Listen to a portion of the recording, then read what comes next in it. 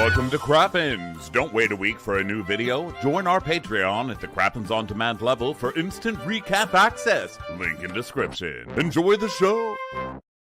Well, hello, and welcome to Watch What Crappens, a podcast for all that crap we love to talk about on the old pros.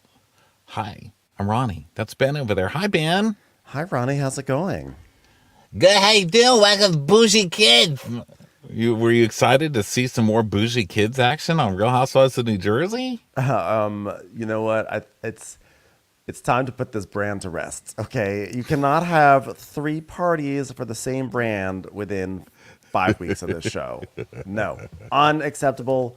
No. I know she said this is it. This is the grand finale, but no more Bougie Kids ever. I don't even want to see it ever. I want this thing to go bankrupt. Not because I want her to fail. It's just I don't want to have to see it or hear about it ever again. Also, I feel like it's child abuse. I mean, you've seen these clothes, right? They're fucking horrid. I mean, this is not okay. There's like that, like, oh, it's fun bougie, and like some leopard print, or like, I get it, but this is just these are terrible clothes. It's not only leopard print, but it's like leopard print leggings with bell bottoms made out of drapery sleeves. I don't know what the fuck she's going for, but it's literally hard to look at, and it's child abuse. And I think her children should be taken away from her. There. Oh, well, CPS. You don't talk about someone's children. You don't talk about CPS, Ronnie. You don't do that. I'm not talking about the children. I'm talking about her. The children are great. It's child abuse. You're allowed to talk about child abusers. I'm not saying anything bad about the children. I'm saying things bad about the adults. What she is doing is fucking child abuse. Take away her design stick or whatever the fuck she's doing. And yes, it does need a rest because it's tired. Get it out of here. Okay, well, welcome to the Real Housewives of New Jersey recap today, everybody. We're here to recap it because that's what we do. We love it. We are doing this on video as usual. Crappens On Demand is on Patreon if you want to watch it. And tonight is Crappy Hour, which is our Instagram live show every other week, 5:30 p.m. Pacific time. Join us for that. It's Bravo Goss News. We also recorded a Love Island bonus. That'll be out later in the week. Super fun talk about Love Island. So if you want all that stuff, go join the Patreon, okay? And yes, it's Love Island USA because we are a show that takes place in the USA, and that's what fucking Love Island we're talking about. Okay. Let me tell you. No matter what you thought of those presidential debates the other night, I'm going to tell you this much. This is the goddamn United States of America, and that's the Love Island we're talking about. Well, July 4th is on Thursday, so maybe that's when we should drop it. Maybe we will celebrate this fine nation by dropping Love Island US of with A pure on hoery. 4th of July. United Sluts of America. Here That's we come. correct. Male and female, honey. Slut it up. United Sluts of America. That is exactly right. Yeah, so go check that out because Love Island USA has been amazing, and it was really fun to talk about it. So today we are talking about New Jersey, obviously. So let's just dive right into it.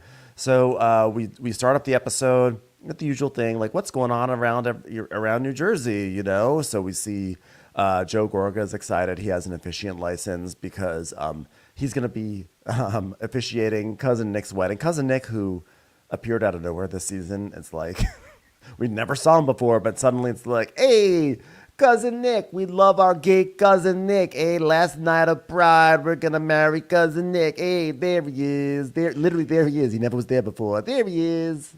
I feel like Nick was pitched as just eyebrows. I feel like they came in and they were like, you know what? We don't have enough gays on Jersey, and I've got the gayest brows we've ever seen. They're going to be the most beautiful representation of gayness and eyebrows we've ever seen on television. We're bringing in Nick.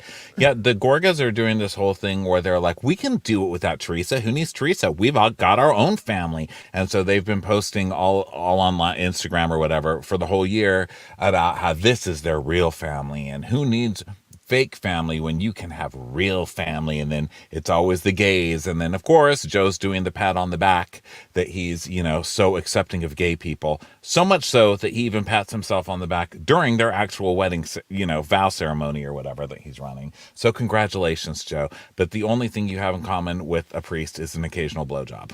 Okay? An occasional church wine drunk blowjob. So please stop. Yeah. So anyway, Melissa and Joe and Antonio are talking about this. They're getting excited, and then we go over to the Aydens, and Libya's like, I've got 109 in Spanish." And Jen's like, "Oh yeah, tell me something in Spanish, baby." She's like, "Oh, the como estas bien bonitos." And she's like, "That's not a word, baby. But bienvenidos is welcome. Is that what you mean? As in, you're welcome for me pushing you? And I didn't deserve to get slammed upside the head by a mountainous glass?" Yeah, mommy, that's exactly right.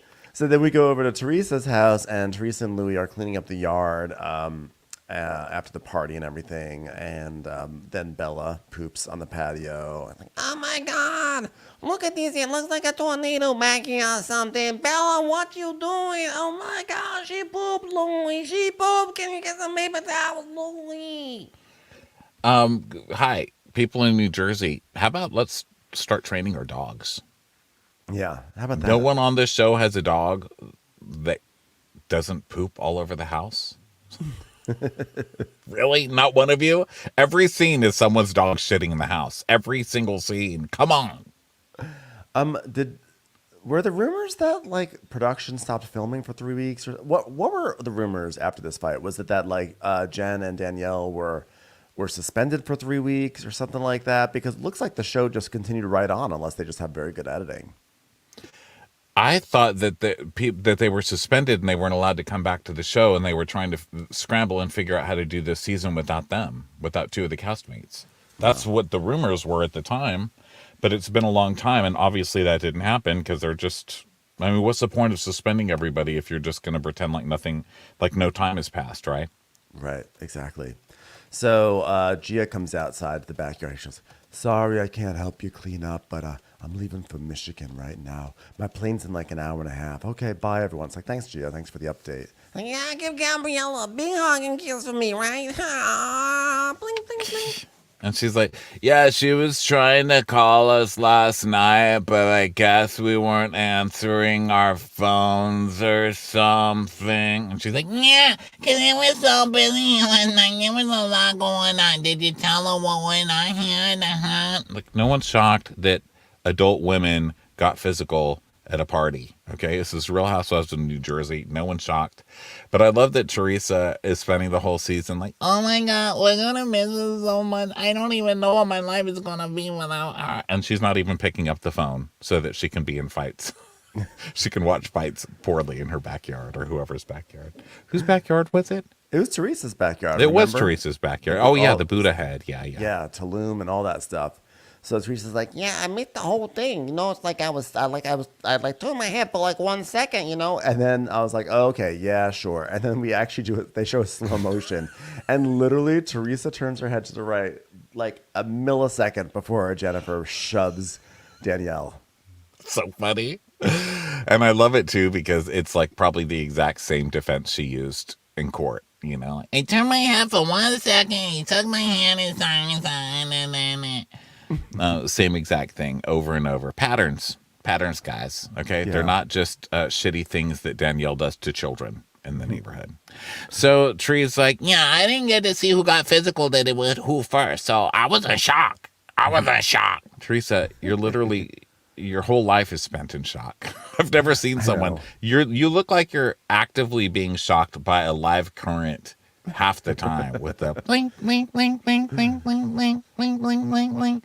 I'm shocked. Whatever voltage she's getting, Louis is getting 10 times. Like, he's like, "Ooh, tree."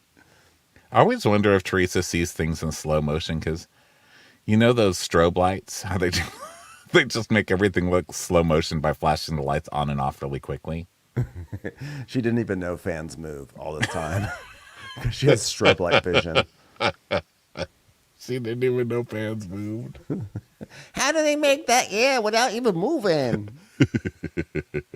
No, she just only sees Louis, one. why are you walking so slow? It's like, I'm not. I'm right here, Tree. She only sees 1 out of 24 frames in a movie. It's all herky jerky to her. It's like, remember when Indiana Jones, someone threw that ball on him, and then he was like, where'd the ball go? Tree, that was a 5-minute scene. Her strobe setting is up really high now. She's beyond strobe. Now she's just at like time lapse. She's like, Plants grow so fast, don't they? You know what's so nice? I can see Louis' face, but none of the background. He's like, whoa, now you're on portrait mode, Tree. Hold on 1 second. she's like, Tree, what are you doing? I'm trying to get the arrow to follow the line. Oh, Tree, you got to get out of panoramic. She's just an iPhone. She's just iPhone photo settings. That's the noise she makes when she does panoramic. Tilting her head a little too far every time. Like, That arrow's like going up and down on the line. Like yeah, this. how did they calibrate that stupid arrow and panoramic things the anyway? worst. How are you like moving your phone straight across and then the arrow's like pointing straight up? Like, what the fuck? That doesn't even make any sense. Do people still even use the panoramic function? Because like it's cool in theory, but you wind up with this wide photo that's too wide for social media. Like on social media, it's just like a line. And like where else? I guess you could look at it on your phone. But do people really use their panoramic functions anymore? I do. But Really? I don't ever look at the pictures because you have to like finger the pictures open Yeah. and then make or squeegee them open, whatever you call it. Flick. What do you call it? Or you do that? Yeah, you do like that zoom in open. with your fingers gesture. Yeah, and then it opens, but then you have to like move it with your finger across the. I don't know. It doesn't really make any sense. It never And also, it captures makes the everything grandeur. really fisheye view, right? Yeah, just it does. It never captures. Should I do it? Should I try to do it a panoramic of my office right in here? I'm gonna try to do it. I'm gonna explain this process. Okay, I'm gonna do it like Teresa would. Okay, panoramic, pano. I'm already off with the arrow. Here we go. It says Slow down. Come on, Louis, slow down. It sings slow Come down. on, Louis.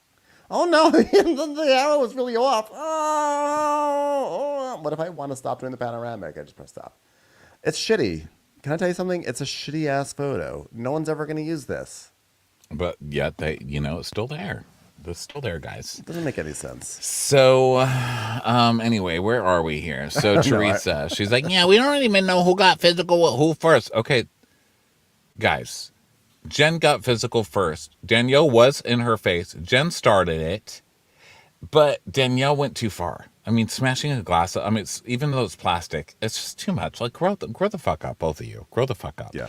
So, I guess it's still like we're in kindergarten though. Like, who did it first? Mm-hmm. They're both idiots. Okay. Both Can idiots. we just start there? Let's just start with they're both idiots. No lies detected. So now we go over to Margaret's house, and Margaret's watching Joe clean the pool, and she's like, "Oh my God, look at you, the cutest pool man ever! Oh my God, look, thank God it's all coming together. This looks fabulous, Joe. Why aren't you wearing your seafoam shirt? You're cleaning a pool. You should wear seafoam when you're near the pool, Joe. God, doesn't listen to anything. She's like, yeah, we've lived in this house for 7 years. We've literally redone every square inch of this house. Take a look at it. A pattern on top of a pattern, on top of an animal pattern, on top of a made-up animal pattern, on top of a marble, on top of a granite, on top of a stone, on top of a linoleum, on top of a bordello, on top of a mole, on top of a flower, on top of a brick. We've mixed so many things in here. We're almost done. It's like, please finish. Please just stop. What are you doing? And she says Rome wasn't built in a day. It was burnt down in a week. You know what I mean? People forget that part. Okay, wait, I just want to tell you, Joe, I called the doctor. The test results are not going to be back till Monday. So a few more days to your PSA. He's like, all right, don't worry about it. It's like, no, but your PSA. It went up since last October. It's like, all right, well, it doesn't run in my family. But your PSA, Joe, prostate cancer, PSA, is it hereditary? I'm going to Google it. Okay, I'm going to look this up. Okay, oops, guess what? I found an article about how Jackie Goldschneider is a total asshole. Whoops. Is that the same as a PSA? Here's a PSA. Jackie Goldschneider sucks. The more you know. Let me Google prostate cancer. Worse than prostate cancer. Jackie's picture came up here. Worse than prostate cancer. Okay. So she's saying that, they've been waiting for the results for his PSA, and she's really stressed, and he, doesn't even care. But she's just like, nah, I got to call the doctor. That's what I'm going to do. Okay, I'm going to call the doctor right now. I'm calling the doctor.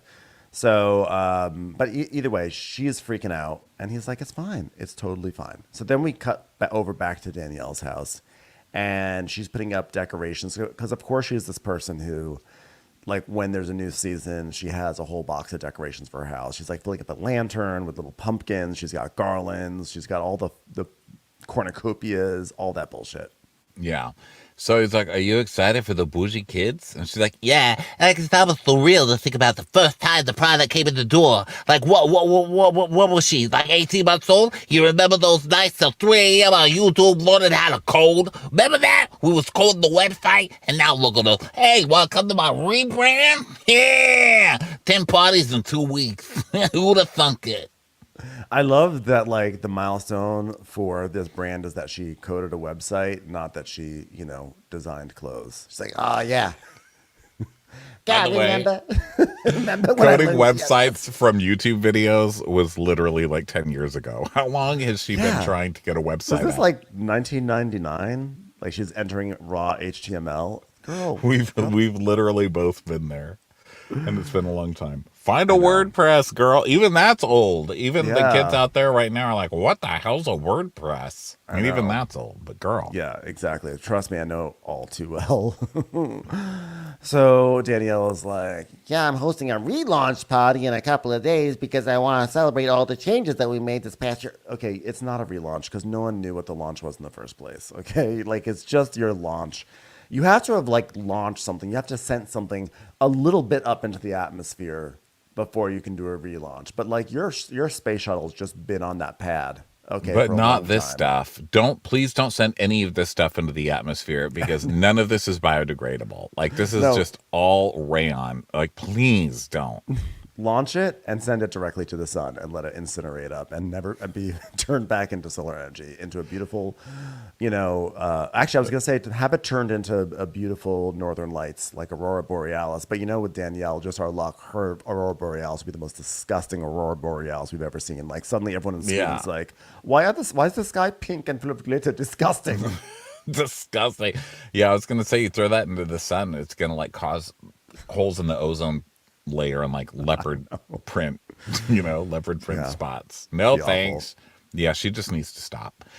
So, she's like, Yeah, this is the grand finale because, after I had Fashion Week and then I had a party, now I got this. I mean, come on, you need to have a grand finale. please, some of us throw at a funeral.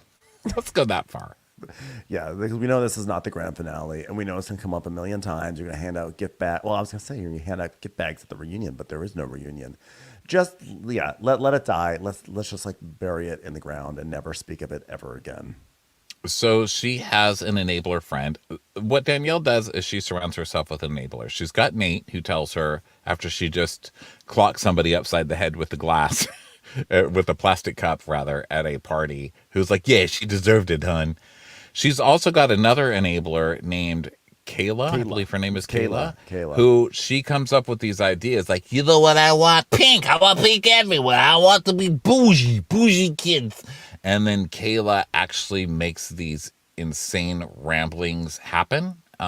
Please stop. Just everybody stop. You know what happened? How come I have to pay for like a plastic grocery bag to save the earth, but these people are allowed to just roam around putting whatever it is that they're doing? They're spray painting things. They're putting litter on children who are already litter. I mean, Listen, I'm not gonna fight on that. Humans can have human litter. It does happen. There's a reason why. They're called litters. Like when a cat has too many cats, you call it a litter of cats. The hamsters, it's their litter. Guess what? We have litters too. yeah. So littering litters. So it's a cycle, guys. Okay, so then we see a flashback to Valentina's birthday party, and it's horrifying. And then they're talking about who she's invited, like who's lucky enough to make it on the list for the third party for Bougie brats. I know, or right? Who's lucky to make it on the list for the third launch party for tutus? So she's like, well, I think it goes without saying that Jennifer is no longer coming. And she's like, she made fun of me, talked about my character, and I let it slide a lot. But then she threw some shit about me, about Dog and Melissa, and I don't know. This is another level. This is crazy. That was lethal. Lethal. Lethal. Yeah, I love when someone's like, how dare they fuck with my reputation after she just got into a physical fight literally last night, you know. So she said, And it's just a calculator. For what? For what? I can't even think it's just the reason, But at the housewarming, she brought up Lena. This girl just has an issue with me because she got kicked out of a VIP lounge. Like, come on. Right, exactly. So, she's like, back where I'm from, we say, when, she pushed me and she said, get out of my face. Where I'm from, we say she yoked me. She yoked me. Okay? And it made every hair on the back of my neck stand up, and I was in complete self-defense mode.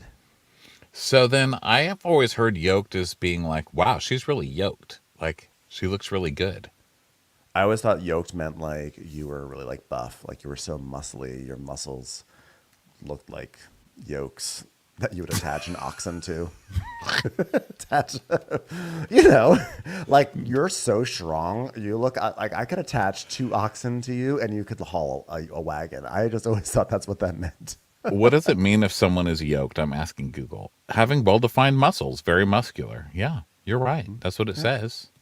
What does it mean to be yoked with someone? Correct. Yeah. Well, I mean, it's in dictionary.com. Okay. And formal, something that connects 2 things or people, usually in a way that unfairly limits freedom. The yoke of marriage. Right. Yeah. I like that that's one. more of the oxen.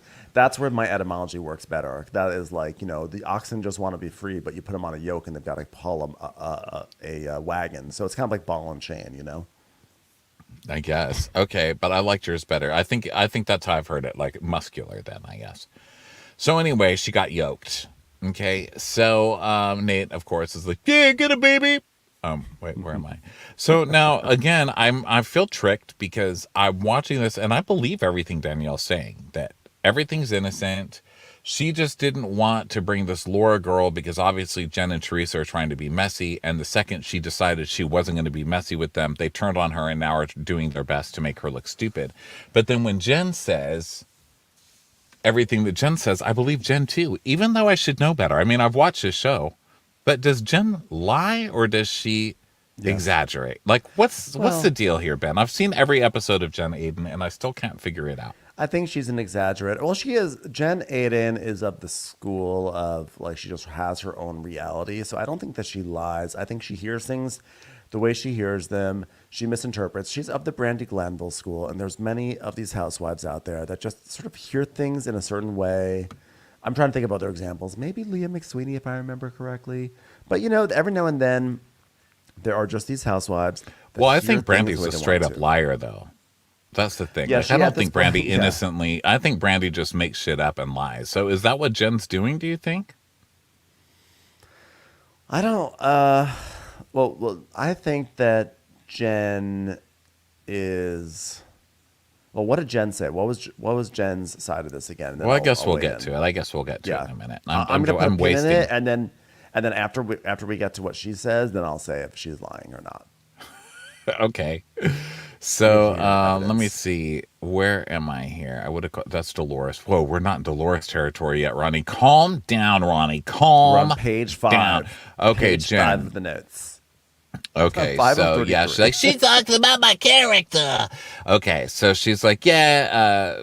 So Jen's like, Before my charity event, I learned that Lena and Jen wanted to bring Laura with them. oh no, that's Danielle who says that. So Jen's like, So Laura was telling me Margaret told her that someone saw Melissa making out with another. so that's why nobody wants this Laura chick around, because she tried to spread all this nasty stuff, right? So then Danielle says, when I found out that they were trying to bring Laura, I called Jen and I said, what, are you fucking out of your mind bringing this girl to this party, right?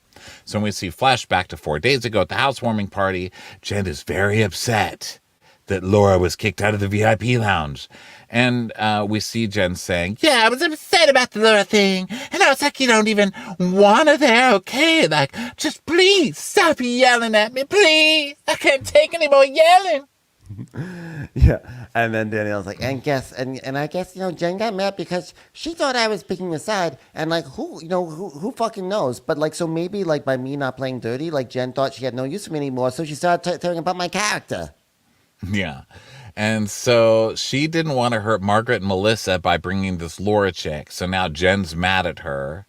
And I agree, right? That sounds at this point, nuts. I'm very much on Danielle's side about this. Honestly, I was on Danielle's side last week, too. I'm not going to lie. I've been on Danielle's side through this entire process. Yeah, so far I am, but then the stuff Jen says sounds true as well. So, because I would believe that coming from Danielle, because Danielle does have a gigantic head for a second season housewife, like it's gigantic. So I do kind of believe what Jen is saying too. I just don't know, but we'll get to that in a minute. This is another thing that gives Danielle very little credibility, which is it's yet another family member she's not talking to when the conversation moves over to her dad. And Nate's like, I think we should invite your dad. And she's like, well, I'm sick of my dad. She's my brother's side, but, he's had to miss too many things. And missing this, that's a big one. It's only 10 Bougie parties. He's got to be able to come to one. I mean, I'm not a complete fucking monster. Yeah, I think that she wants him to come to this because it'll be like the grand finale. It's like, I wonder, is she trying to produce her own season here where it's like, this is going to be like the climax of my storyline. My dad's going to come. We're going to tie this all up with a nice little bow. He's going to put his fist in his mouth and cry, the tutu. It's so beautiful, Danielle. It's so beautiful. So I think there's a part of me that feels like that's her grand plan. But then it doesn't totally make sense because they haven't even gone on their vacation yet. But knowing Danielle, she would think that she could have the season finale before there's even a vacation. yeah. Well, yeah, because I mean, who even knows how long they've been shooting at this point? Because this is episode 9, so that's it's pretty.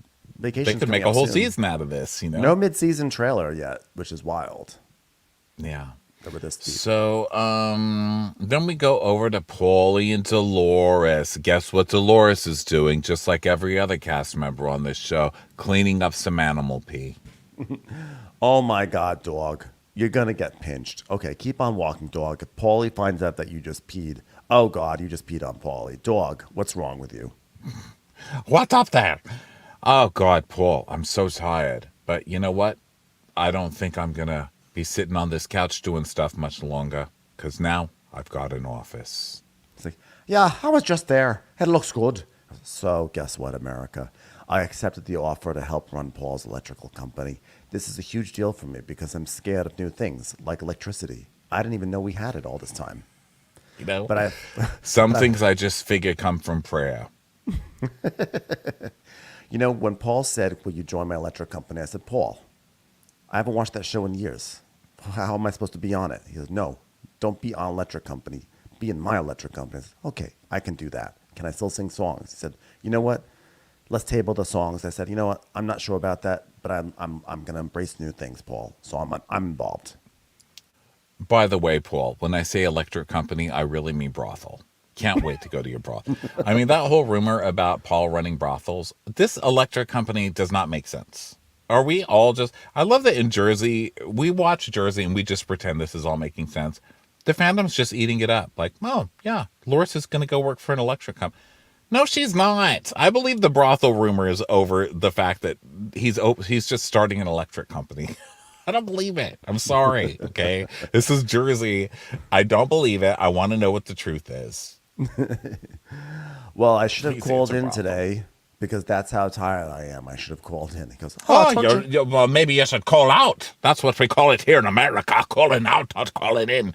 What do you say, calling in or calling out? I call in. I thought it was like, I'm calling in sick. I'm calling in to stay out. I'm out. I'm going to call him sick. Calling in to call out. Honestly, I think that Paulie's incorrect here. I'm calling out. I'm calling out. No, it's like you don't want to call out something. You don't want to have your company called out, especially when it's revealed to be a brothel. Countess Luann undercover discovery. But no, I think it's called in. I called in sick. That's what I've always said. I've always called him. Yeah. Well, I don't like him coming from some other country and telling us what our sayings are, okay? Not when July 4th is this week. Not in America week. Not when When you Love call Island someone out, USA you is airing. when you call someone out, you issue a direct challenge to something they've said or done, usually in public with the intent of exposing the person's wrongdoing to others, in which case you will get a glass upside the head. Okay? So Jen called out Danielle.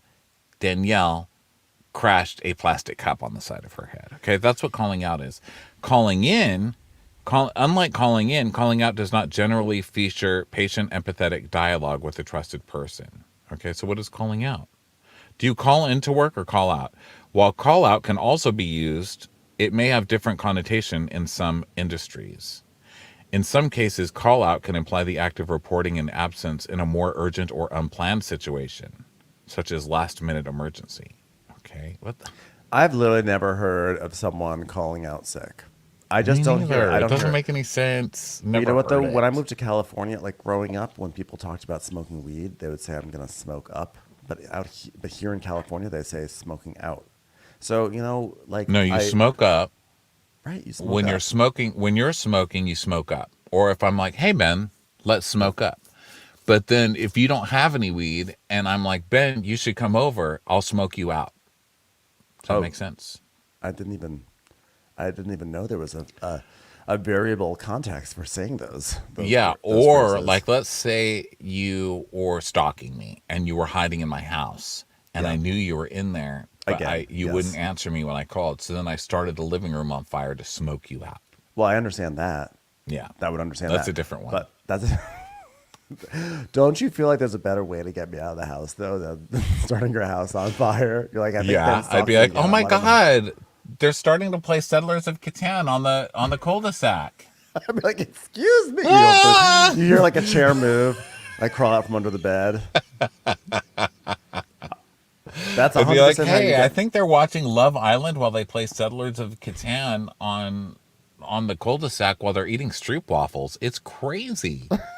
You're like a bump, bump, bump, bump, bump, bump, bump, as me I going down just the see a little stairs. Ben flailing all the way, like a little Like, lightning what? version of Ben. Well, I was gonna stalk today, but it turns out there's some board games and Love Island happening with street waffles. Amazing. Why that guy walking so slowly down the street? He's running, Teresa. Stop blinking.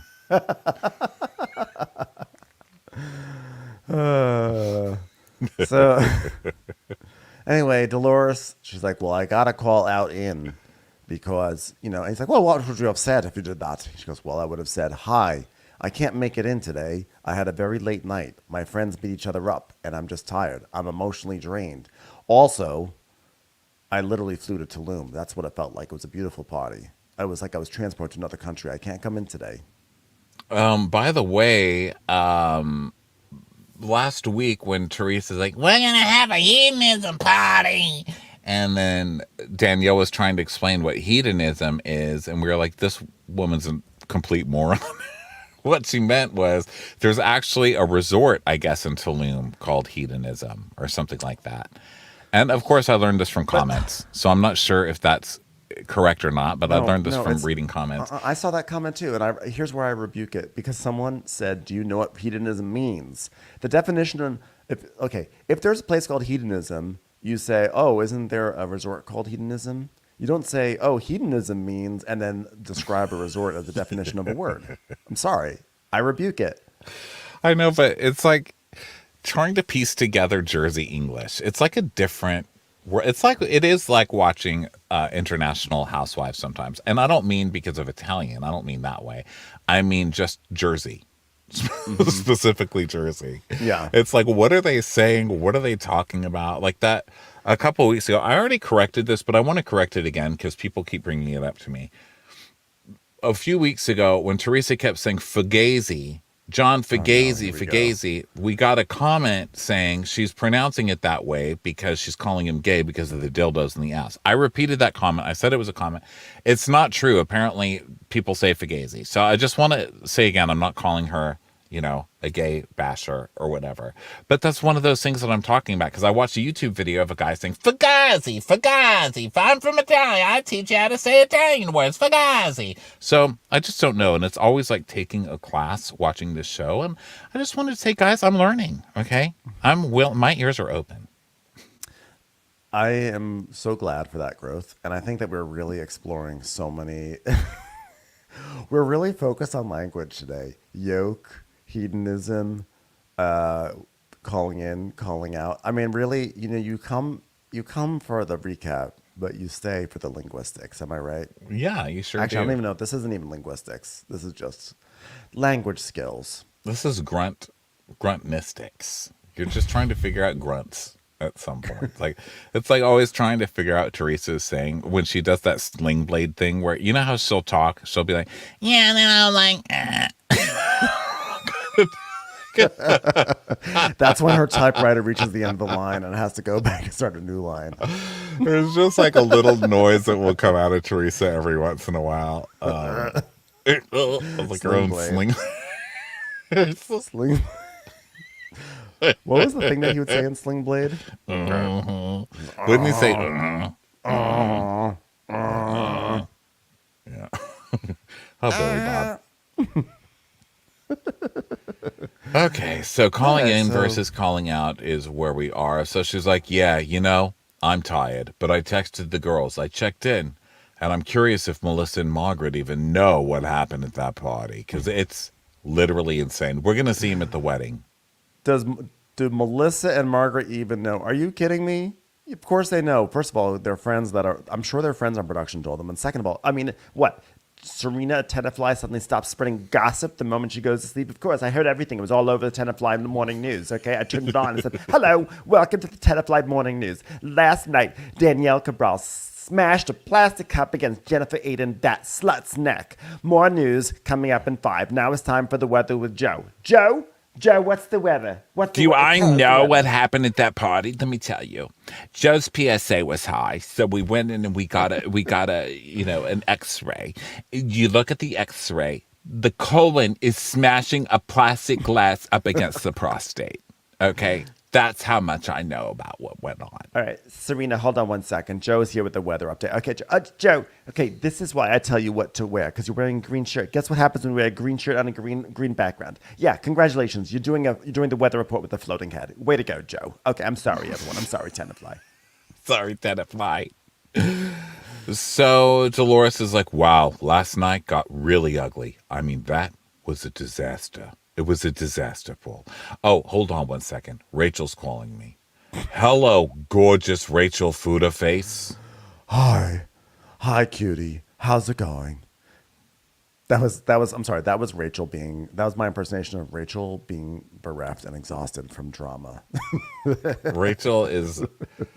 Hi, cutie. You look exhausted. Rachel is exhausting me. Okay, so she's... I don't know. This is so mean to even laugh at it. But it's just such a housewives thing to say. Because she goes, you look exhausted. And Dolores is like, you don't look exhausted. And you're full face in makeup. What are you doing? And she goes, I'm hosting an event for the Arthritis Foundation. That made me laugh because Housewives usually comes up with such silly things. And I know that arthritis is real. Please do not write me and tell me how real arthritis is. I get that it's real. And I feel guilty for even laughing, but I did. Just how Rachel says everything.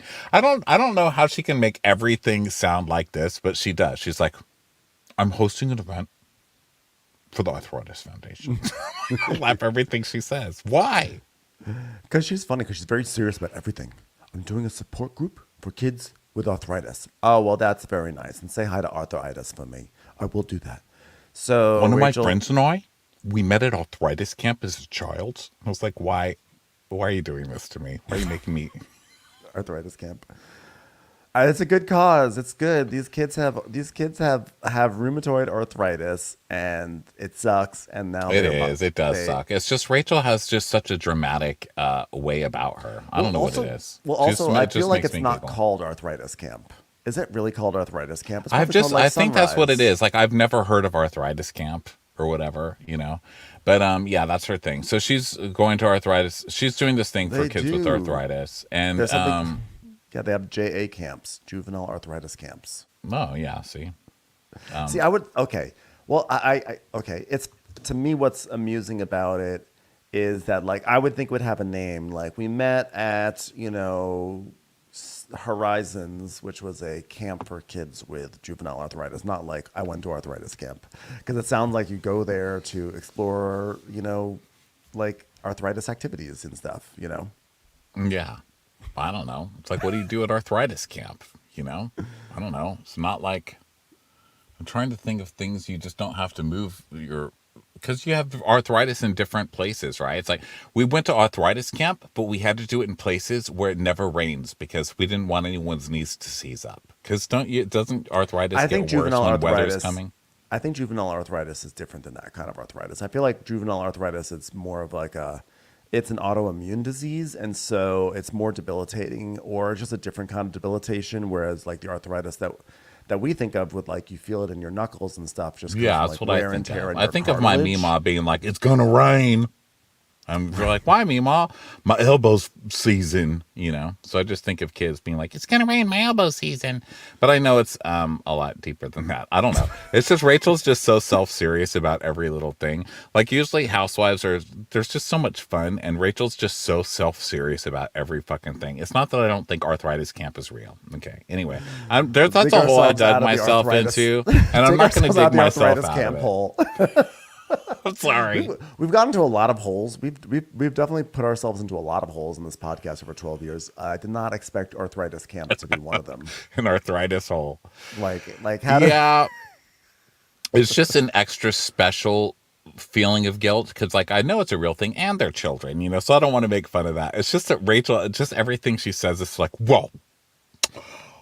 I have arthritis camp. I'm like, oh, of course you do. Of course. Can you have one episode where you just have fun? Have we ever seen her have fun in one fucking episode? It's like, Jesus Christ, go to a mall. You know what I mean? Like, you went from that episode to arthritis camp the very next day. Like, lighten up, lady. Go do something fun with your life, okay? Okay, and I'm not taking it back. So then she's talking about it, and Dolores is like, oh, that's nice. She goes, yeah, it's very important. And she goes, oh, that's great. Arthritis camp. Love that for you. She's like, well, let me tell you something else about arthritis. It hurts. She's like, I got it, Rachel. It hurts bad. And you know who it hurts the most? The children. Dolores is like, oh, for fuck's sake. All right, fine. I'm opening a brothel. You got it out of me. Hold on, I'm gonna call out of this phone call. So, Is it an arthritic brothel? Yes or no? Like, oh, for Christ's sake. Can we not talk about arthritis? I'm busy, okay? I gotta go check on the Gila monsters made out of focaccia. I'll be back. you know what? It's so disappointing. There's so much nonsense going on with this group of women, and I'm so grateful that I'm here at arthritis camp, devoting my time and energy to something that's really meaningful. And you know what? Juvenile arthritis is rare, but it's hard to find people that understand how you feel. And she's basically saying she's actually not at arthritis camp right now. She's at a support group for kids with juvenile arthritis, and she's saying like, you know what?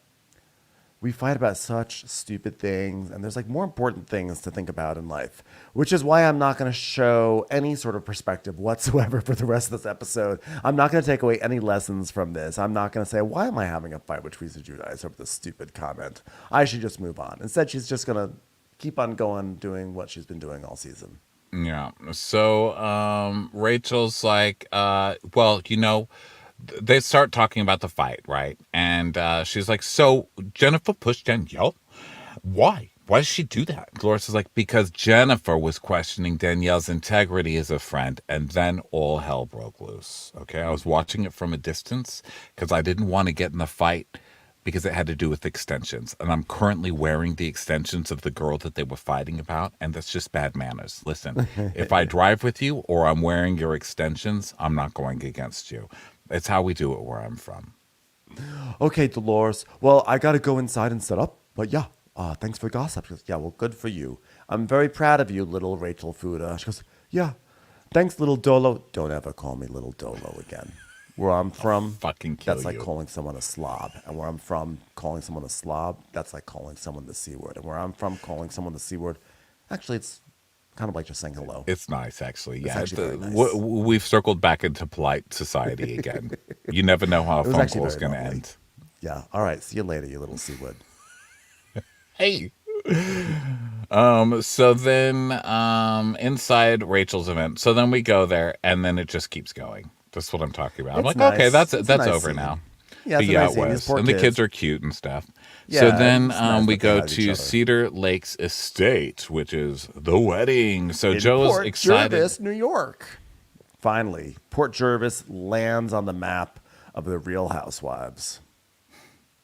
Is that an exciting place for you? Yeah, Port Jervis is it's pretty much where like New Jersey and Pennsylvania and New York come together. It's very exciting. It's just a real exciting place in America. Sounds like it. Jervis. Yeah, I used to have to drive by it when I would go visit my brother when he lived in Scranton, Pennsylvania. So, yeah.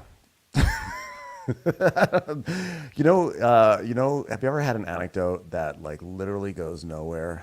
That's what my Port Jervis anecdote is. Jervis. Driving by Port Jervis. That anecdote had I get the gas personality of Jervis. I remember one time. Okay, I have You just passed right by it. I have You're an like, anecdote listen, there. this anecdote is like Jervis. You just passed by it to get to your brother. Okay. I remember one time when I was 18, I stopped at the gas station there to get gas, and I bought a Penthouse magazine because I was like, ooh, I could buy porn. I'm in the middle of I'm in Port Jervis. No one knows me here. No one will see me buying a porno. So I bought a Penthouse, and then I looked at it in the car, and then I threw it out. I was like, no one shall ever know. All evidence has been erased that me, Ben Mandelker, bought a pornographic magazine in Port Jervis. Wow. Did your brother have to ride in that car after? Because that's awkward. Well, Hey, why does it smell weird in here? There was no naughty business. It was just purely looking. I was Who like, does that? Who looks at porn just to like flip through it and throw it away? That's such a waste. Like you didn't even. I didn't really know the full range of activities that could go along with a porno. You were magazine old at that enough point. to drive to Port Jervis and buy a penthouse. You were old enough to Yeah, know how but to I was jerk like, I was off. already Like, terrified. Jervis is half the word. I was already terrified enough that I bought a Penthouse magazine. You're 'Cause I was like, hilarious. honestly, I was like, are there going to be penises in here? Are there going to be penises? Because I can't believe you even bought a penthouse. That's crazy. I used to go to the bank that my Meemaw worked at and steal them from the. Well, Can you believe that's no they way to had that live in your the bank? life. You can't go. You just can't. Wait. It was very yes. exciting because I went Wait, to why Catholic school at the time. Okay. My Meemaw worked downtown at the bank, and I went to Catholic school at Cathedral High School up the street. And I didn't like going to gym class, so I would walk to Meemaw's bank, and then I would go steal dirty magazines from the gift shop downstairs. Then go back to Catholic school. But why? But wait, question: Why was there dirty magazines at the bank? And Because it was a bank office, like the Was it a offices sperm of the bank? bank. So it was like a huge building in downtown El Paso. So Got it. she was on like the top 2 floors, but then there were other offices and stuff. And there was a big gift shop with a magazine store. Because I was gonna say, like, the worst place you could try to steal something from is a bank. Like, that's just a bad idea. But now that I know that it was just in the lobby of the building where there was a bank, Yeah. So you just shoplifted. All the time. It felt so good because I was like at Catholic school, and then my Meemaw was also very religious, and so she was always trying to like spank into us Jesus, like like she was a very fire and brimstone kind of Christian. Like I used to have to go stay at her house on the weekends so I could go to Jesus Chapel, which was their church, and my mom would ship me off, so I would have to go there with my cousin Matt. And so yeah, I like loved committing sin. I was like, this is amazing. I'm ditching Catholic school and stealing from the ultimate Christian's work. I felt so like. Well, bad. I refuse to be shamed by you for not jerking off in the parking lot in Port Jervis. Listen, By you, a common criminal. I am a common criminal, but listen, I came. You know what I mean? So like, who's the real winner here? It was Okay. too much. Like I was already like violating the rules of best little boy in the world by just buying a penthouse. The thought of actually jerking off. I wasn't going to jerk off in my car. Why don't do not? that. That's not where I jerk off. Oh, come on. Especially as an Live a little. 18-year-old. Port I jerked Jervis. off in my Meemaw's bank. I mean, Well, maybe if the bank was in Port Jervis, you would have thought twice. It's a classy place. oh my God, you guys. We've just alienated the whole audience. By the way, we were just trying to get past children's arthritis. And now look at where we are. This is why we should stay in the arthritis hole, because if we're out of the arthritis hole, who knows where we're going to wind up talking about. What sort of craven tales are going to come from the lobby of a Texas bank or a parking lot in Port Jervis? Well, how would that story have ended if I had childhood arthritis? You know what I'm saying? Completely differently. Okay, let's move past that. Let's May go have to see. ended better. It may have been better if your hands weren't so active. All right, Cedar Lakes Estate. So it's the gay eyebrows wedding. Okay.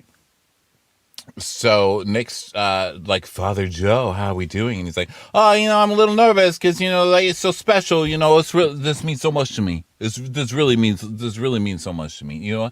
Not that I'm never chosen by gay guys, because I'm literally always chosen by gay guys. But seriously, Like, can I tell you something though, Uncle Joe? The reason I asked you to marry us, it's like you breathe love. You breathe love. Also, smells a little bit like whiskey too, I'm not gonna lie. But love and whiskey, it's nice.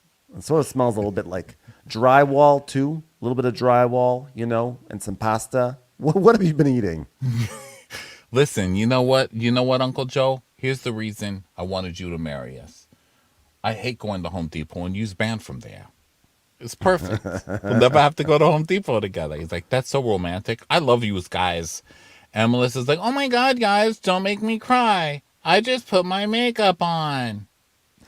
You know what? Nick and Mike are such a great example of true love. They both really struggled coming out. Nick was nervous to tell all the men in my family, and Mike's family didn't come today because, he once was arrested for jerking off in a parking lot in Port Jervis.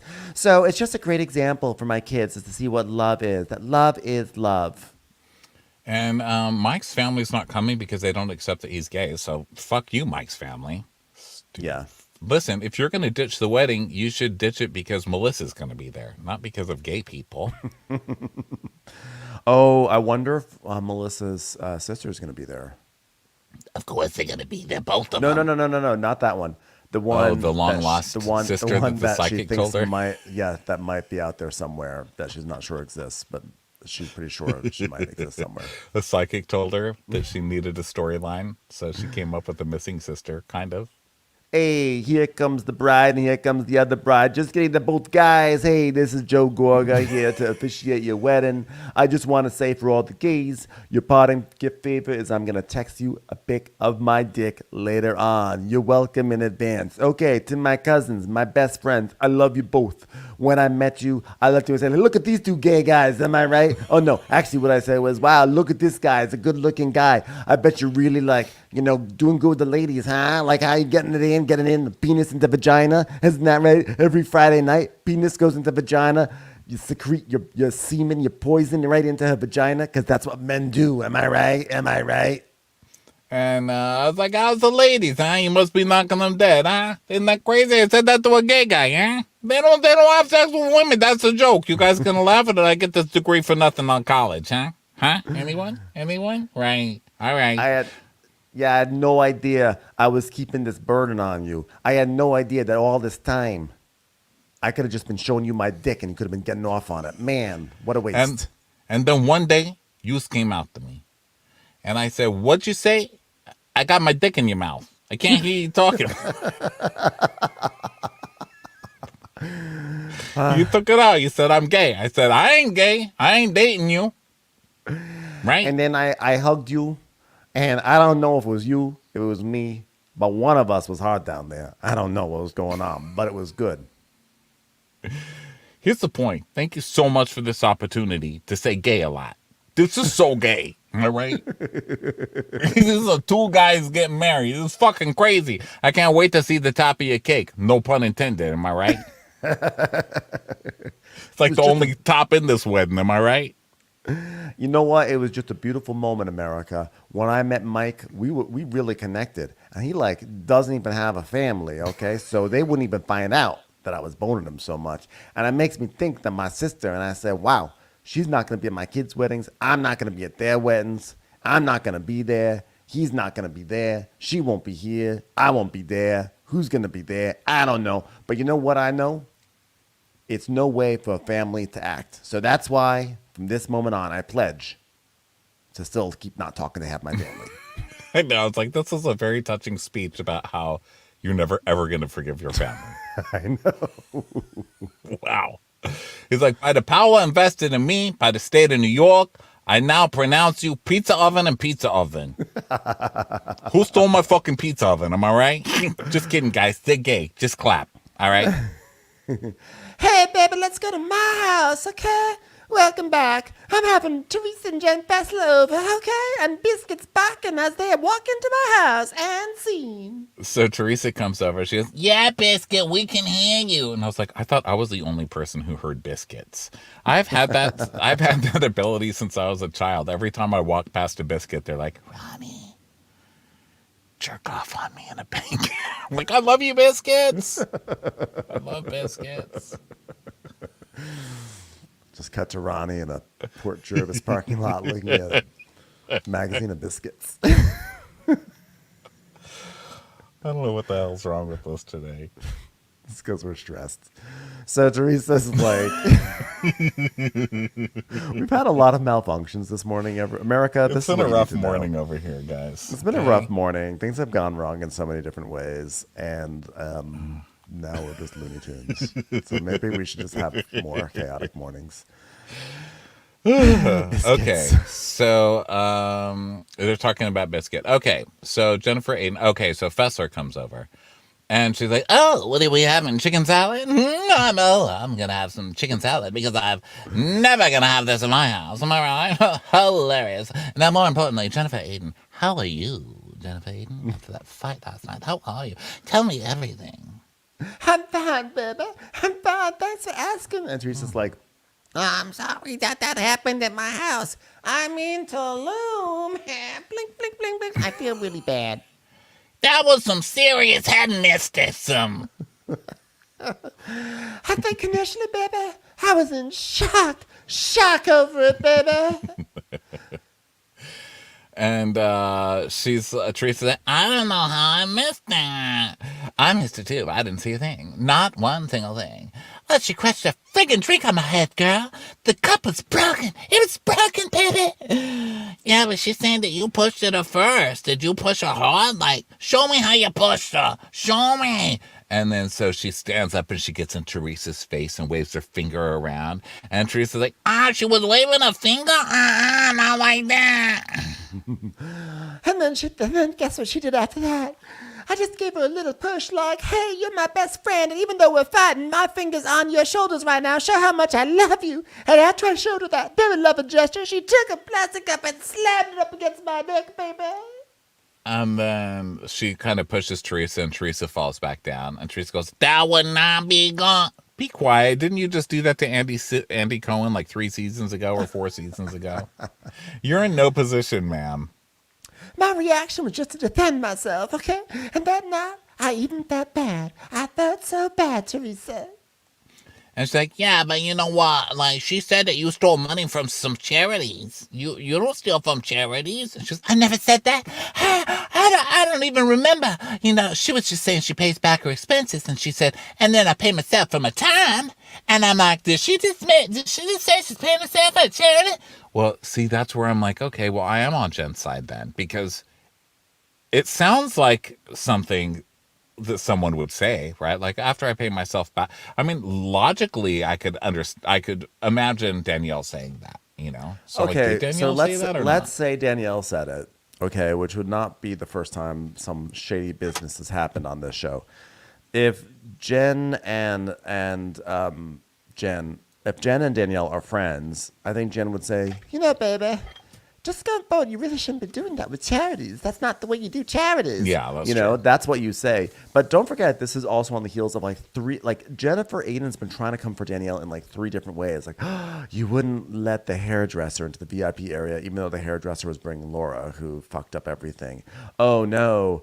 Then like you're not standing, you're trying to take money away from your friend. Whatever her bullshit thing was about the hair extension business, that was like clearly Jennifer Aydin just searching for a way to be upset at Danielle about that. So like, even if Danielle said those things and Jennifer Aydin heard that and is reporting it correctly, we all know the context behind this whole thing is just to get Danielle. Yeah, that's true. And I need to stop being tricked by, even if everything was true and Danielle was shady and she had all these charities and she was paying herself and she was profiting somehow off this charity, even if that was all true, Jen bringing all this stuff on camera to try and make her look stupid because she wouldn't let a hairdresser into the VIP section It's just not cool. And I think that goes to show you just how much these shows can really fuck your morals when you're just like, but wait a minute, maybe she's right. It's like, it doesn't matter. That's not even what matters. She's being a total asshole. You can't do shit like that to people that are supposedly your friends.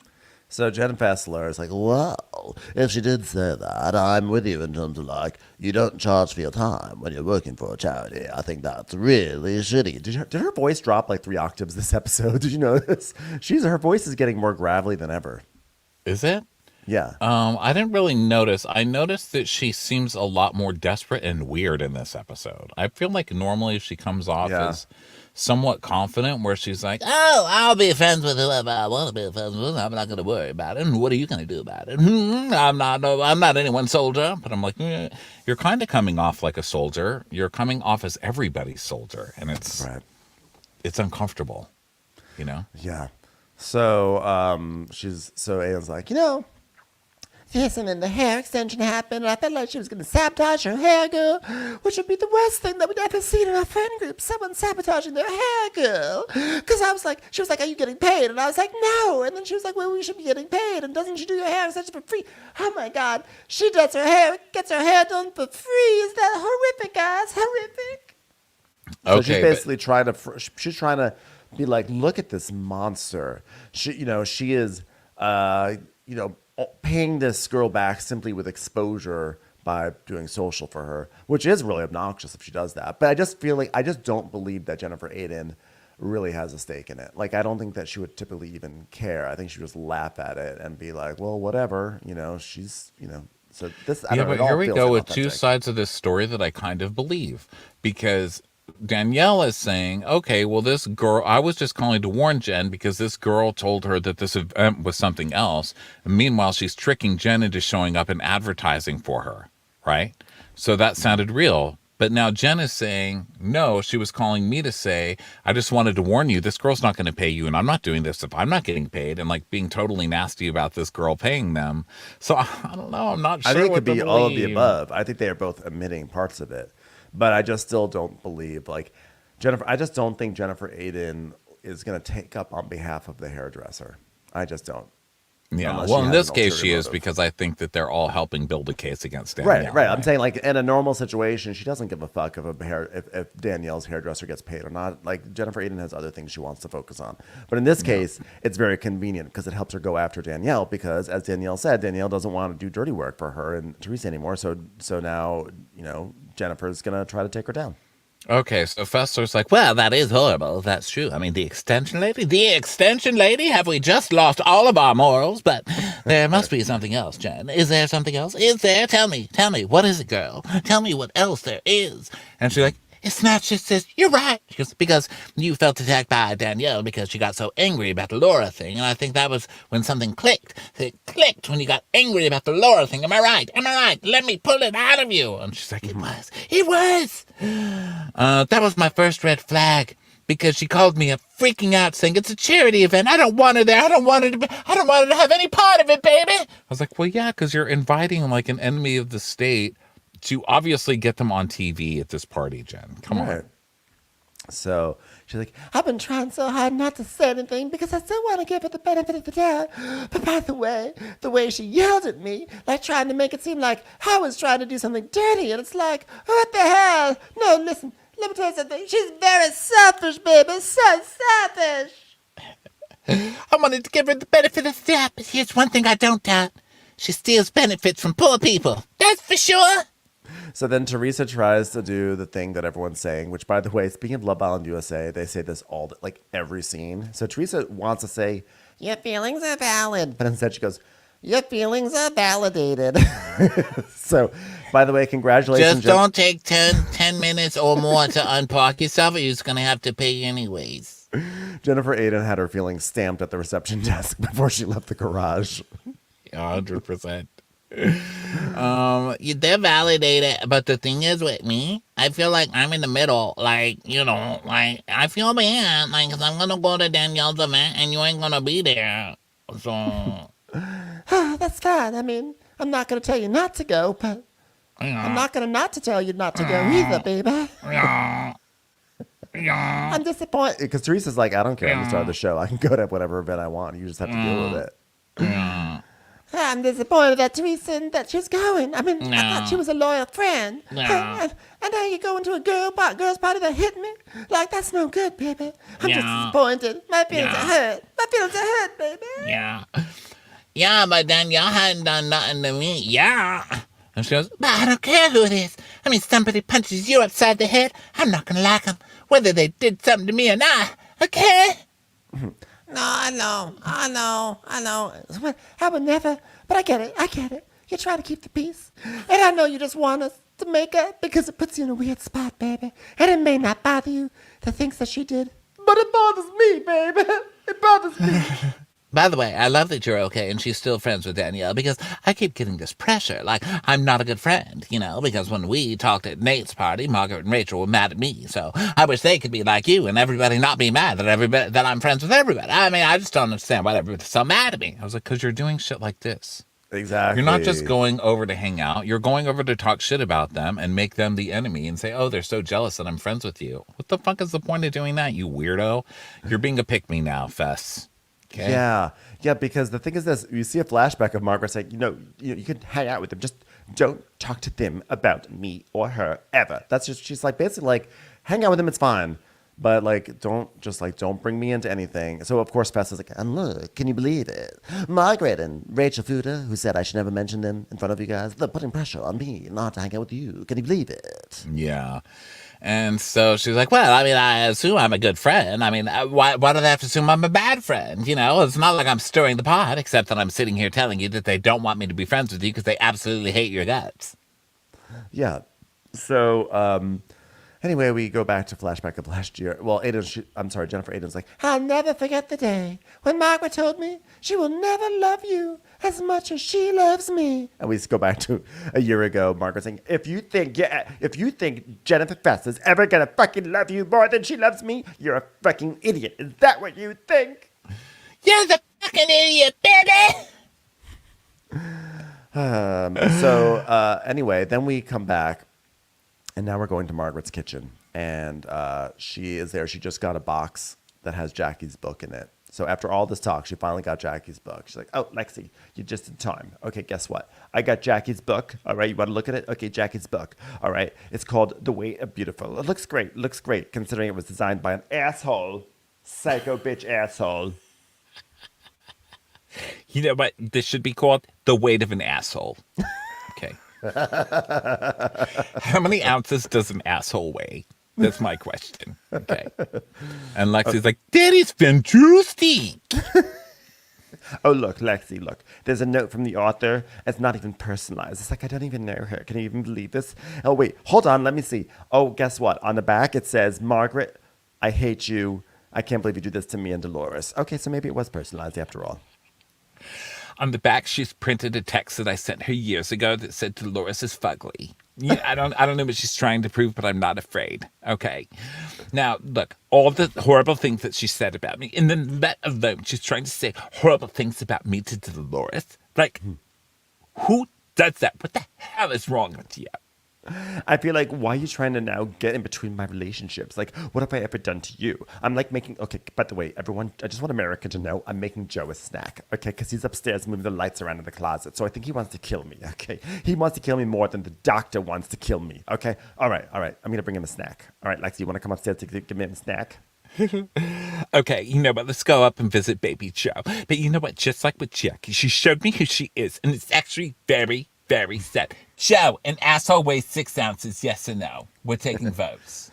Lexi's like, Well, I mean, if the mission is to get the people in a place to sell the book, then, I mean, she's doing a good job. it's like, okay, all right, Lexi, just don't talk so much, okay? It's just very confusing to Joe. He's trying to rearrange the lights. What is getting people in a fluster? I don't even know what that means. Okay, you know what? Joseph, human asshole, how much does it weigh? 6 ounces? I told you. 10 out of 10 Joes agree.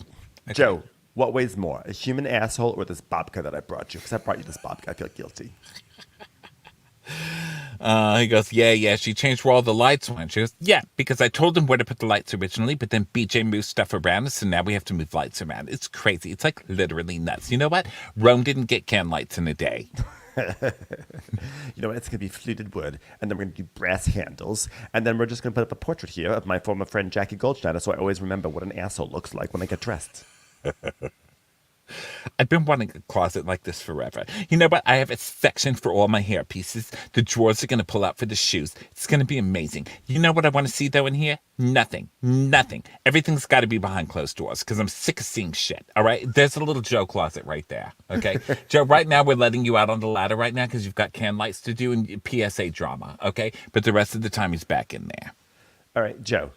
I hid the babka somewhere in the closet. You got to find it. If you don't find it in time, you got to install another light up there on the ceiling. Okay, go.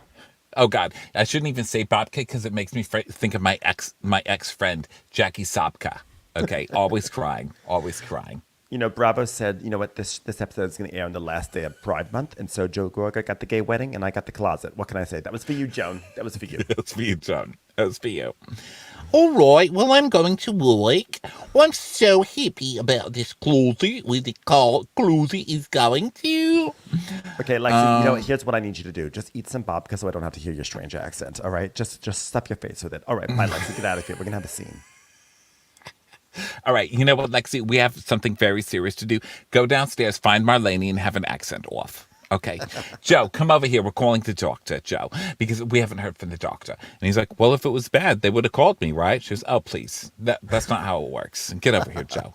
Come on. Hi, this is Margaret Joseph, Joe Benino's wife. We're waiting for the test results. Get the doctor on the phone right now. Get the doctor. Right Get the now. doctor stat. Get the doctor stat. Okay, does he need some babka? Okay, hey, Lexi, send some babka to the doctor, okay? And then send some to Jackie Goldschneider to throw it at her head and say, that's what assholes get.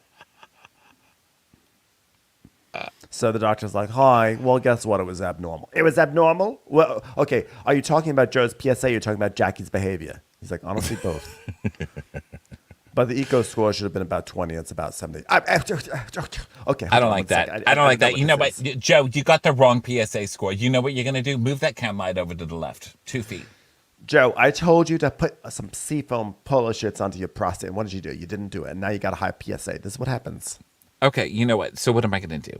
And he's like, listen, it's a chance it's prostate cancer, but, you know, because the PSA is slightly abnormal, we're finding it early. So that's good. So we're going to do an MRI, a biopsy. You know, if it shows something, we're going to target it. That's MRI. what you do. So wait, I'm sorry. MRI, you know, that's what I call Jackie, most ridiculous idiot. Okay? Okay, so when do we schedule it? He's like, all right, well, you know what? We'll reach out to you. It's like, no, well, I want to know. Okay, I want to know sooner rather than later. Like rapido. I speak Spanish. You know what? Here's when I want my prostate cancer results. Rapido, okay? Uno momento más. Tu tienes. Yo quiero. Well, don't worry. We'll do it ASAP. ASAP. I also call that to Jackie. Asshole, stupid, also, again, asshole again, person. That's right. Asshole, stupid, asshole again, person. ASAP. All right, bye. Thank you, bye. So she cried, you know, because this is really sad. I'm only laughing during the scene because I'm assuming that this all turned out okay because we would have read about it, right? Yeah, I'm sure it's fine. Yeah. I mean, I hope so. But this, you know, like, to be honest, this is how I deal with dark stuff, even in real life. I laugh at everything. I literally stopped speaking at funerals because I make jokes during the funeral. It's just my nervous habit. That's how I deal. Sorry. So here's a PSA for everyone. If Ronnie has to talk about PSAs, he's going to make jokes about it. You know, it's true. PSA wordplay. That's what I was doing right there. I liked it. So then we go to the Bougie Kids relaunch party. So everybody's prepping. And Danielle's like, Today's the day. You ready? Great job on the decorations, Kayla. Thanks. All right. My whole vibe was like Katy Perry, cotton candy, fireworks coming out of the tits music video. Am I right? Yeah, that's not a good theme to have. Just want to say right now, let's not do this. And Kayla's like, you know what? Here it is. Here it is, Danielle. If you like vomit, this is probably what it looks like. No, she says, like, if you vomit, this is probably what it looks like. Oh. Both work. If you like vomit. I mean, I guess both of them actually work for this scene. Either reading works. So Kayla's like, Mike's going to spray paint the logo. What'd you say, Ben? If you like vomit. If you like vomit. Yeah. So Mike's going to spray paint the logo. We're going to turn on this disco ball. And Danielle's like, oh, yeah, the superstar DJ's here. Hey, kid. And it's like some 5-year-old up there like, I winky, know. winky, winky. He's like, Kristan, not taking any more of your crap, Kristan. God, you know that Danielle has driven her kids to auditions for like kids bop music videos so many times. Oh, yeah. So she's like setting up the stuff and everything, and Kayla's like, I love. She's like, by the way, are you wearing a crystal bra, Danielle? She's like, yeah, I'm like Selena. It's like, let's keep Selena out of this. Let's not. I don't think Selena would have approved. I died when she said that. Selena's like, Selena's like, I'll be nightmaring about this scene tonight. Bitty, bitty, bougie. So Kayla's like, so a crystal bra for a children's event. I wouldn't expect anything less from you. And she's like, Damn, now that you got me thinking, is it not appropriate to wear a crystal bra to a kid's thing? I mean, what the heck? Well, I mean, who's coming? Is it your father? Oh yeah, well, my father. Actually, of all the times for this to happen. Oh no, really? Yeah. So like, there's so much stuff that my father's missed out on, and it'd be really nice for him to come. But now, of course, my hoo-has are out, so that's gonna make it awkward. Oh my God, I can already imagine him right now, sitting there with a boner with a fist in his mouth, crying. she's like, I'm sure your dad's seen worse. It's fine. Hey, don't talk about my mom like that. She's the only one of my family I'm still talking to. All right. So the kids arrive and everything, and Danielle's telling everyone to come in and stuff. She's like, come on in. We're going to put things on your hand. If you're going to go back, we'll put your shoes on, and we're going to decorate your shoes, and we're going to do photos and make sweatshirts. It'll be really fun. So, shocking news, guys. Her dad's not coming. Okay. Nathan has to break the news. He could possibly have COVID. And she looks kind of disappointed because he's ruining her season finale in her head. So she's... Yeah. You just see her like, there's something my brother would have told them to do. Yeah, you sort of see that she doesn't really believe it, too, by the way. Mm-hmm. But she also doesn't want to be a COVID denier, like a dad COVID denier on TV. So it's like, you know what, even though my dad couldn't be here, I mean, the fact that I invited him and he said yes, I think I'm on the right path here. I mean, I want to keep trying, maybe we can be in each other's company. I'm like, he's the one who's been wanting to be back in your life. And you're like, I think we made good progress. In that he said yes to my invitation. It's like, yeah, he's been waiting all this time. Yeah. So then Rachel comes and she's like, this is going to be so fun. Are you excited? I just saw a cat with 3 legs in the street. Here comes Fuda bringing in the fun. Fun Fuda. Here she is, everybody. So, they're in. Everyone's saying hi and everything. Rachel's like, oh my God. It said dress casual, and like you're in Swarovski crystals from head to toe, honey. Oh my goodness! She's like, yeah, well, you know what? This is casual for me. Thanks for coming, hon. Can I just guarantee you something? Those are not Swarovski crystals. I was about to say. I'm sorry. Let's be honest. Claire's boutique at best. So, let's see. So Fessler comes and she's like, Listen, I don't think anybody expected the fight to escalate to that point. Let's talk about it some more. Let's talk about it every minute of the goddamn day. Are the ladies here? Am I talking to you? Do they see me talking to you? They're going to murder me. They hate when I talk to you. I love talking to you. Are we friends? Are we not friends? What's going on, ladies? Am I right? Oh, they're here. I'm going to go talk to them. They're my friends. Just kidding. I hate those girls over there. Do you hate them? I'm going to be friends with them. I don't care what you think. What do you think about me being friends with those girls? Why is everybody so mad at me? what's wrong with her? I know. And Rachel's like, well, the narrative online is like, it's like outrageous. Like I saw Danielle breaks glass on Jennifer. I'm like, yo, what goes on? What goes on there? What goes on with bloggers? And Danny goes, What happened that night? What she said to me was the most horrific thing about me, and it wasn't true. And also I realized the person I thought was a friend of mine is the darkest human being on the face of the earth. And that triggers me. And let me tell you what triggered me. I stole from charity? And Tiffany's like, hi, I'm Tiffany. I am here to play the role of Fran Dove. Yes, hi, America. What? I didn't hear that. I didn't hear that at all. Say that again. Mm-hmm. So we see the flashback of Aydin saying, oh, yeah, you said you were going to pay yourself back, and then everything was donated. And Danielle goes, what do you mean, paying myself back for what? She goes, for whatever it cost you. So I don't know who to believe. So then we cut back, and she goes, In that split second, I lost the thread. You know, there are a lot of horrible things to be said in the world. Saying that someone steals from a charity, it's probably top 5, other than murdering someone. Like, okay. double like this dildos, number 3. Saying someone was a drug dealer when they were 16, number 1. Number 1. Number 1. Definitely number 1. General arthritis comments, number 2. Number 2. Ronnie, you're number 2. Worst in the world. So then Foster's like, Well, I know that she thinks you just didn't pay for it and that you made money on it. Is that what she thinks?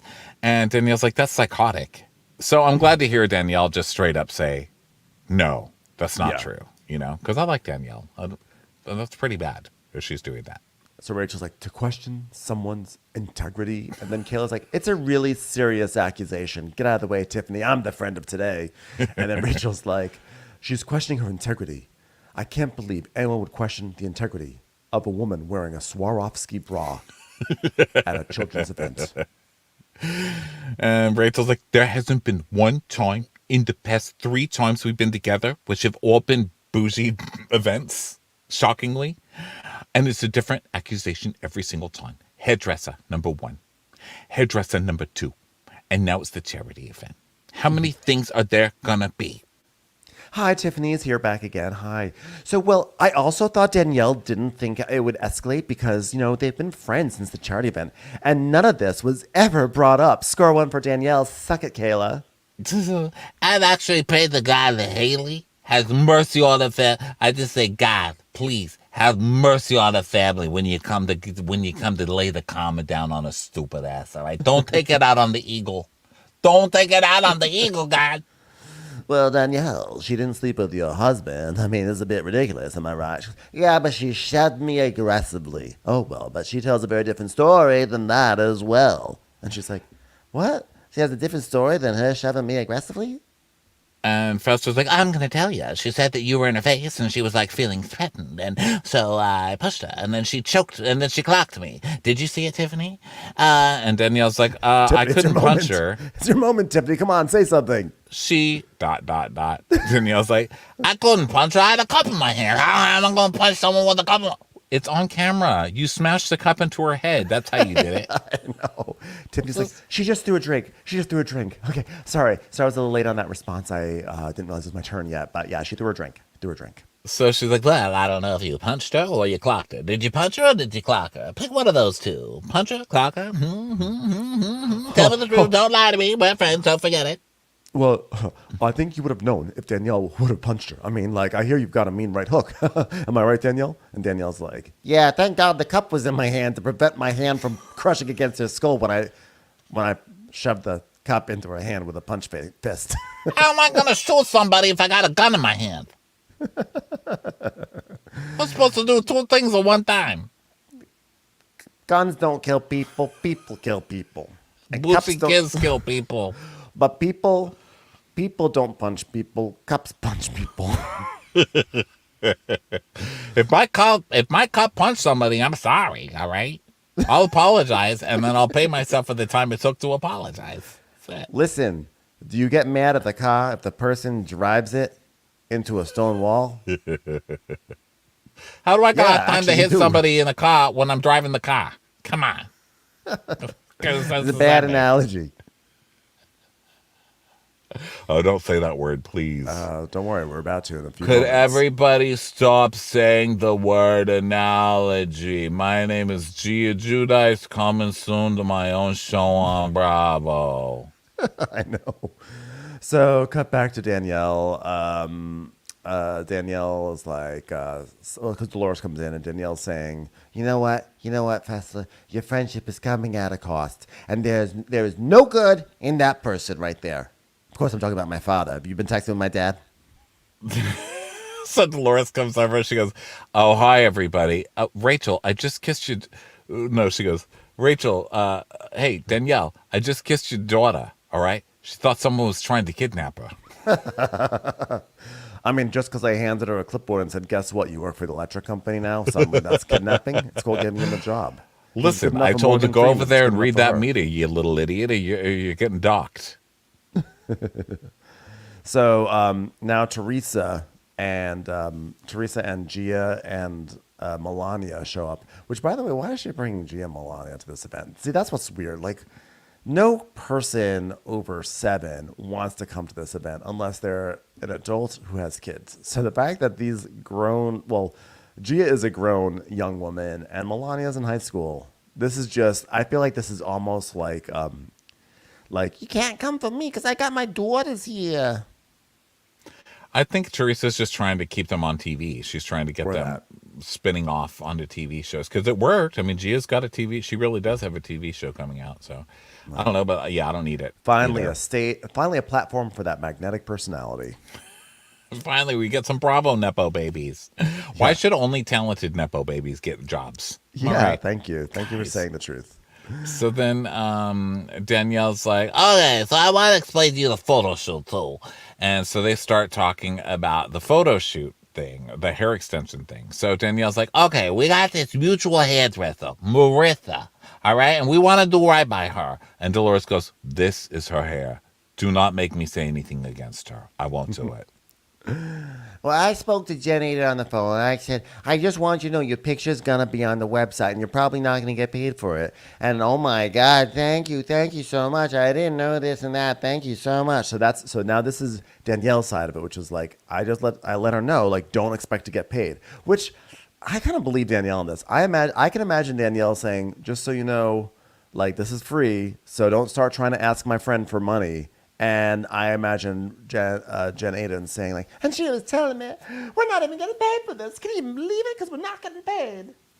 Well, we've also seen how Jen is. Like, Jen got mad just last week that she didn't get on the step and the repeat. surgery thing put up on the. She didn't get a free ad, so she wanted to be paid to be there. So we know that Jen is like, when am I getting paid? What am I getting out of this? Because she's mentioned it a million times. Like, either I did this for free and I didn't get anything, like it's the biggest thing she's ever done for somebody, or why didn't you even put my husband's name up on the step and repeat? So we know how she is. So I could imagine somebody calling her and being like, Jen, I know that you agreed to do this, but you're not getting paid for that. Or even if Danielle did call her bitching about it and saying, I can't believe this girl is asking us all to do this shit and not even paying us like a day rate. And then Jen bitching at her. But either way is fine because you're calling to bitch to your friend, which you should be able to do. Yeah. So Rachel is like, I would rather talk to any toddler at this party than Teresa. I mean, let's be honest. They can probably hold a conversation better than she can anyway. Oh, that's called a Fuda burn. Fuda burn. Anyone? No one? Look, I'm going to show you how it works. Give me a high five. Your reflexes are great. Congratulations. You're not invited to camp. Go have fun. Like, here she is, bringing the fun. So then Fessler's like, Okay, Teresa, now that you're here, I need backup. But what were we talking about? Jen Aiden. We were just talking about Jen Aiden, right? and Danielle's like, I don't want to be talking about this anymore. and Teresa's like, I know you're not ready to talk, but you guys gotta hash it out. You know, you guys gotta do it without getting physical, right? Yeah, but like everything I do was the opposite of what she's accusing me of. Yeah, but I know, but like, I don't think she's trying to hurt you or nothing. she goes, yeah, but when you say something like that, like it's a lie, she goes, Yeah, but you know what? I don't know, Jen, to make up stories. You know, I'm just saying.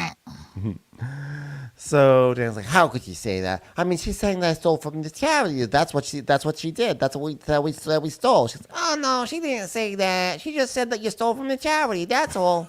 Yeah, what you so mad about?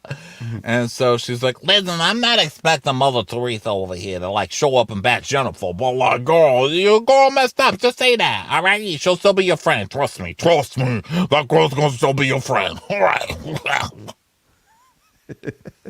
I'll be totally honest with you, okay? I was shocked. I was like, oh my God, you are dark. You are dark. You are evil. You are evil. And Teresa goes, I mean, no, I'm telling you, Danielle is my friend. I don't think she's an evil person. I mean, like, Margaret is evil. Am I right, everyone? Am I right? Am I right?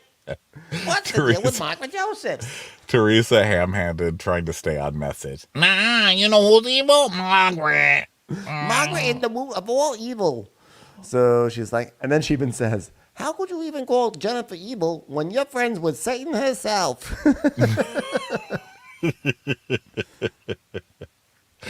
So Margaret walks in. She's like, hello, hello, hello, everybody. Oh my God. So good to see you. What is this, bougie kids? I mean, it's bougie adults too. Like, literally, everybody's bougie. Most amazing party I've ever been to. Sick. It's sick. Okay. I have supported this party ever since I was alive. My entire life I supported this party. My God. Look at this. This is wonderful. Look, you've done so much, Danielle. Look at what you've accomplished in this last year. You figured out a way to put a tutu onto a leotard. But we'll talk about more after okay? About all this. Let's just You've be in this used duck positivity. feathers, cow print, and leopard print in one outfit. This is amazing. Is that fringe from the bottom of curtains? That is, I mean, it's like, what is this, the sound of music? I mean, this Wow. is insane. It's beautiful. Finally, you found a place for pipe cleaners in fashion. Brava. Brava. And here's why I like Margaret, because everybody else is like, what happened? Are you okay? What really happened? Margaret knows exactly what happened without even being there. And she just walks in and she goes, hi, so good to see you. Listen, I don't want you stooping to that level, that physical level. It's disgusting. Don't do that. You're better than that. You've got so many things. I mean, look how much you've accomplished in a year. You've made literally 90% of the children in this neighborhood look like monsters, whorish little monsters. Please, just, you've got so much going for you. Stop fighting. And then she just drops it and moves on, you know? Yeah. So then Danielle's like, I worked my ass off for this. And the last thing I want to do is discuss this bullshit. I'm not even going to think about it anymore. I'm like, okay, you're probably going to start talking about it to 5 other people now.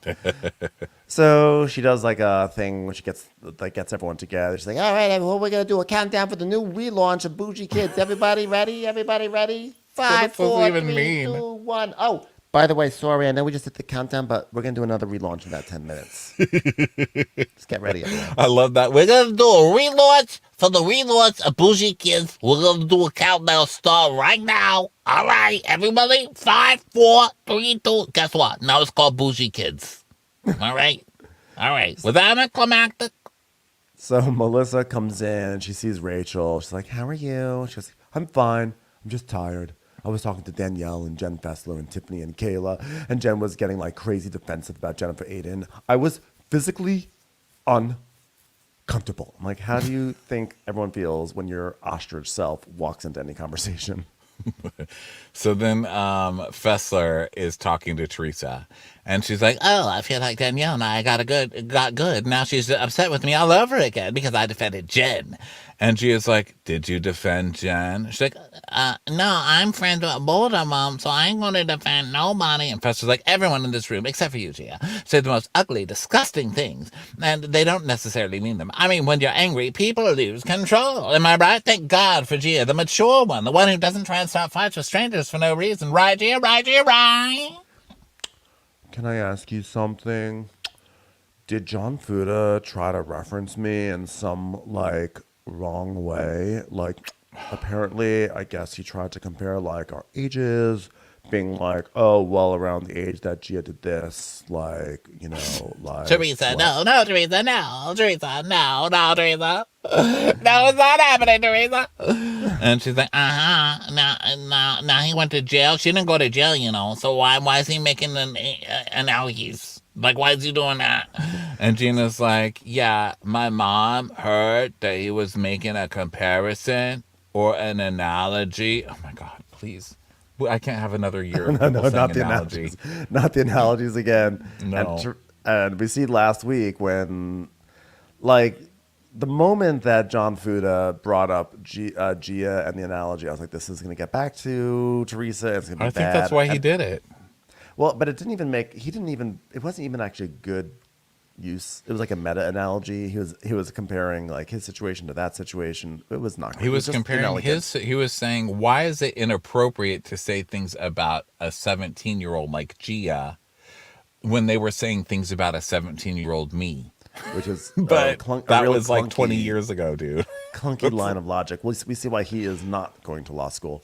So so then Teresa's like, He's like, that's the same thing that happened to me. and she's like, yeah, what happened to him was not an analogy. It was in fact his past. But like, you know what? I don't do coke. Okay, Gia doesn't do coke. And she goes, don't use my name in an analogy. Jackie, Fuda, I don't care who you are. Mention your own kid's name. Well, I hope they paid you well for this episode. Go away now. Bye. So Teresa's like, Well, he got kids too. I would never badmouth his kids. and she's like, oh my God, I swear to God, Teresa is not bad mouthing Gia. Teresa, please, Teresa. And Gia's like, well, Paul told Dolores about it. Let me go get Dolores then. I'm gonna go get Dolores. So then we see Judah doing his analogy flashback, and now we see Gia and Jen Fess are talking about it, and Teresa and Dolores have joined, and Fess is like, no, what he was saying was, what happened to her and Jackie, knowing that she was innocent, but she was still getting the slander. That's how we felt when you called him a drug dealer. That's it. It's all fine and innocent. He was putting it into perspective. You would get mad that somebody talks about your daughter at that age.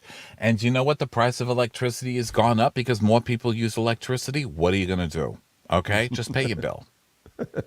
No, yeah, he was not trying to accuse Gia. What? I meant, like, he was not trying to accuse Gia. What? Not, no, I'm saying watts.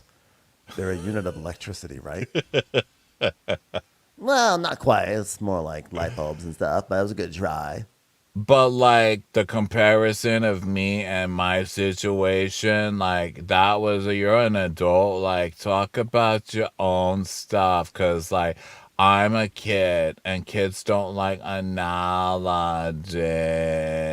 Can somebody put a new battery in Gia, please? I know. She's 20. How is she like this already? Put a battery in her and wind her up. Do something or get her gone. So now Jen Fessler, after this, goes over to Melissa, Margaret, and Lexi, and Rachel's there. And Melissa's like, hey, where have you been? What's going on? Talking shit. She goes, well, I was explaining to Gia and Teresa that John Fuda would never bring up Gia's name. And then they're like, oh, my God, why are you talking about John Fuda to them? Because, by the way, it does in this show in particular, being the messenger never works out. It is, but no one's even sending messages. It's like, you know what? No one wants the messenger when they've got bad news, but they especially don't want the mailman just hanging out outside your house all day. Like, it's weird. You know what I mean? Go to a park, Yeah. dude. So then Melissa's like, why are you doing this? And then Rachel goes, you're obsessed with me. And she walks away. Patrick goes, what the fuck? She's like, well, why are you talking about food? Melissa's like, why are you know it's going to piss her off, right? And Rachel's like, what is wrong with this woman? Okay? We've asked you multiple times to not get involved. What part of don't defend my husband are you not understanding? I need space. Well, you know what? You got to stop campaigning for them. And Preston's like, oh my God, I was campaigning for her. So like, no, I know, but I know what you're trying to do. Okay, but just don't. Okay, don't campaign for her. Okay, here's a PSA for you. Don't campaign for her. And they're like, listen, they don't want to talk about John Fuda. Stop talking about John Fuda. And she's like, but Gia brought it up. I said, Gia said John Fuda. Gia said John Fuda. I was like, yeah, but you're coming over here to try and talk about the fight and who's right in the fight and whose side you're on. And then you're trying to stick up for Jen Aydin. And then you're doing too much. Well, also, it's like Gia has this conception of what happened. And Jen Fess was like, no, it wasn't like that. But don't then go over to the other group and be like, guess what I just did? I just defended you to Gia. Like, just keep it over there. And like, you don't have to tell the other group what you just told that group. Okay. You don't have to like get your brownie points for defending people. Yeah. That's what's so weird. It's like she's going from group to group trying to win points by tattletaling on the other group, by also telling this current group not to be mad that she's talking to the other group. Yeah, and then she goes to the other group sauce. and rinse and repeat. It's weird behavior. Yeah. So Pep's like, I just can't do this anymore. And she was like, what just happened? She's like, well, I just had a sexual fantasy about James Gandolfini. I just can't do it anymore. Oh, but also, Rachel just got furious because I said I was defending John Fuda. Yeah. So then basically Margaret's like, just stop. I'm telling you, just stop. She's like, no, I'm not going to stop because I need to save John Fuda from basically it just goes on. And Fessler's taking it like no one is listening to me. They brought it up and I was actually sticking up for John Fuda. And now everybody's mad at me. But, you know, like we've said a million times, she's digging this hole for herself and pretty much only her. So then, it cuts to Teresa, and of course Teresa leaves because that's Teresa's like, I've been here the longest out of anybody on this show. Bye. I'm leaving the Teresa show. Have fun. Bye. Yeah. And now Rachel's like, you know what? You want to have my back, Jen Fessler? I know that you girls will have my back, but Jen Fessler tries to justify things. And then she's saying that, you know, she's basically saying that Jen Fessler is doing too much. So then So Melissa's like, yeah, Jen Fessler, stop. She's like, oh my God, they said it. I was standing up for him. It just keeps going on and on and on. So Rachel's like, I'm going. And so she's talking to Danielle, and Danielle's like, well, thanks for coming to Bougie Kids number 4. And then she's like, you know what? I'm just so irritated. I mean, Jen Fessler, she should wear a t-shirt and say, I'm up Teresa's ass and Jennifer Aydens' ass on the back of it. That's what the t-shirt should say. I was like, oh my God, you can't even make a fun t-shirt. It's like, well, it is better than Bougie Kids. I will say that. This t-shirt hurts. And then they high five. They high five over it. Like, that was a good one. That was a good one. It's like, I ain't gonna lie over that one. That was pretty good. That's going to be Springline 2025. Oh gosh, what a show.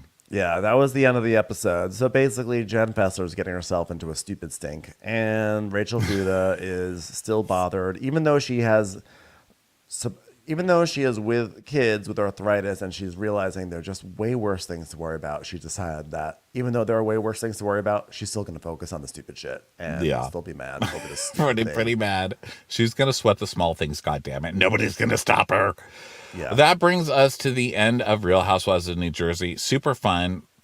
This is going up a little late today, but hopefully you'll get it in time to come to happy hour tonight. And if you don't, it's every other Monday. You can find out when over on our Instagram at Watch What Crappens. Thanks for everybody who's here on Crappens on Demand, listening to bonuses, all that good stuff. We love you, and we will talk to you guys later.